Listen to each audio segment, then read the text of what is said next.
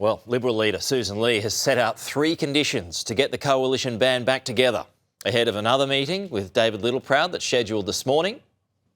That shadow cabinet solidarity is mandatory. That shadow cabinet and the joint party room have primacy over any individual party room, and that the senators must face ongoing suspensions. All right, David Littleproud, the Nationals leader, joins us live now. David, thanks for your time. So do you accept those conditions? Oh, look, I'm not going to get into a running commentary. I'm going to respect my party room and the process, and I made that clear yesterday. I don't think ruminating this through the media is constructive. I think it's important that we show that we are constructive and do that through the proper process in my party room. We're having some more considerations around where we are, but let me make this clear that 3 of our senators were sacked, and we were all basically going to be sacked because we opposed the hate speech bill when there wasn't a proper process. There was no joint party room. There was no actual shadow cabinet decision on the final bill, and therefore there was no process to bind anybody by any shadow cabinet position or joint party room position, because joint party room actually is the ultimate determinant. That didn't happen on the bill. So the reality is that we'll work through this. We'll be constructive, but effectively we couldn't support a bill that was going to take away your rights that we got in that morning, were asked to vote on by lunchtime that day, that impinged on the free speech of Australians, and when there was other alternatives to look at. So does that mean that 3rd point from Susan Lee, that senators must face ongoing suspension, does that mean that's a non-starter for you? Well, no, I'm not going to rule anything in or out. What I'm saying is that we'll do that behind closed doors.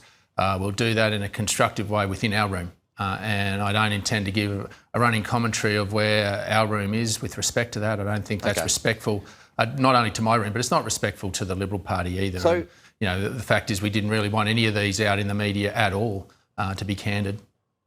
Right, so is that already a strike for you? You've already lost trust?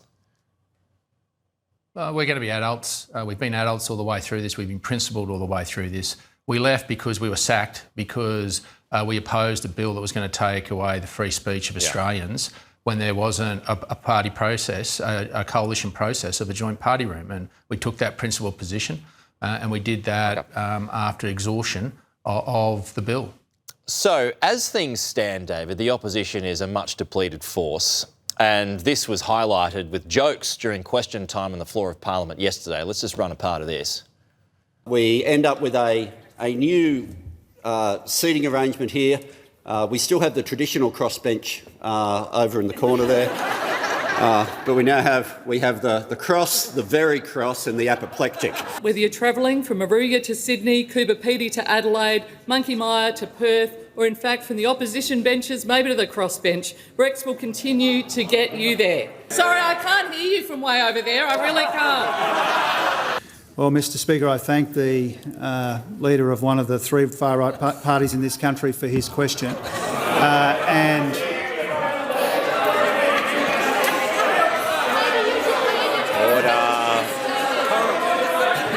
I can't hear you back there. I can't hear you back there. Order. I can't hear you back there. So, David, I mean, your response to that, I mean, does that not show the state of things, that you had an opportunity to punish the government yesterday, but they responded in turn with jokes? That's how untroubled they are about the opposition at the moment. Well, that shows the arrogance that they can't hear us. We're in their parliament. They should hear every member of parliament about the concerns that they have. I'm proud of our party taking a principled stand. We're not a division of the Liberal Party. We're not a faction of the Liberal Party. We're the National Party. The coalition is not one party. And there's this cultural mindset in Canberra, and particularly in some of the commentariat, that we should be subservient, we shouldn't have our views. But we should, as National Party members, we have different values, different principles at times on different issues to the Liberal Party. And we're paid to come here and to express them. We're paid to come and to stand for what we believe in. Now, I don't believe that that's a bad thing. I think that's what the Australian people are screaming for. That's why they're angry. They don't want people to come to Canberra who are paid to come and to roll over when they have a principled position and not stand up for it. I don't want to leave this place and look back at my career and say I didn't have the courage in that moment, in my moment, to stand up for the people who sent me here for the values that they have. Now, the commentariat can call me all they want. They can call the National Party all they want. But we are not a faction of the Liberal Party. We're our own party, and we've been respectful in the process that we went through in making it very clear. We want a due process to be able to explore that bill because there were barnacles all over it. Yeah. Now, if anyone wants to condemn me for it, I'd rather go and be condemned by the commentariat and look the people that I represent in the eye and say to them that I've done what they expect of me. That's what politics should be in this country, not commentariat running us down and the government being so arrogant as to say, we can't hear you. You're in the People's Parliament. That is a reflection on Anthony Albanese, Jim Chalmers and all those, that they are so arrogant that they do not even hear the voices from regional Australia or anywhere across this country that do not have Labor members. That is the hubris and arrogance that they displayed yesterday, and the National Party will get on with bringing common sense to Canberra and making sure that we stand up for our values, our principles, and if people want to condemn us, commentators want to condemn us and me, well, bully for them. But when I go out and look the people I represent in the eye, they're proud of the fact they've got a member that had the guts to stand up when they needed to. Well, I mean, various people had said that, you know, while you were in the coalition, I mean, you were driving policy. So let's go to policy. Let's end up on this point. Here's your opportunity to have a go at the government, particularly over rate increase yesterday by the RBA. Potentially there's another one, maybe even 2 more rate increases coming this year, David. So what or who is to blame for that in your view?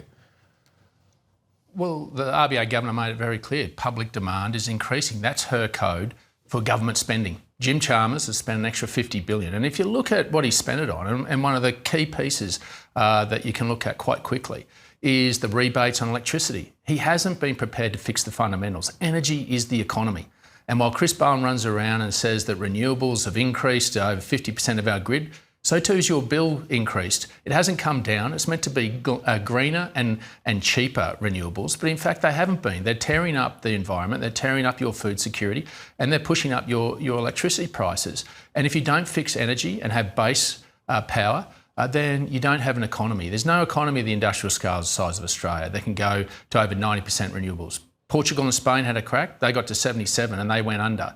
The reality is you need baseload power, and if you want new industries like artificial intelligence to be competitive in the modern era, then you have to have baseload power, and that means nuclear, that means coal with new technology like carbon capture storage. That's the common sense solution that we'll bring. And you know how you could bring down bills straight away? Anthony Albanese could do this today.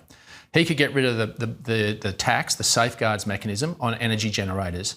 He is taxing our energy generators to put electricity into the grid. Now, if he wanted to take that penalty away today, that would immediately take away the cost of generating power into the grid, because he's expecting them to reduce their emissions by nearly 5% every year. That comes at a cost. And so we're saying straight away, the Nationals have been very clear. You get rid of the safeguards mechanism and the penalty on that, you can actually drive energy prices down now, because that's a tax on the Australian people that the energy generators don't absorb. They pass on to you. And this is where just common sense needs to prevail, and that's what the Nationals will continue to prosecute. David Littleproud, Nationals leader. Appreciate your time as always, David. Thank you so much.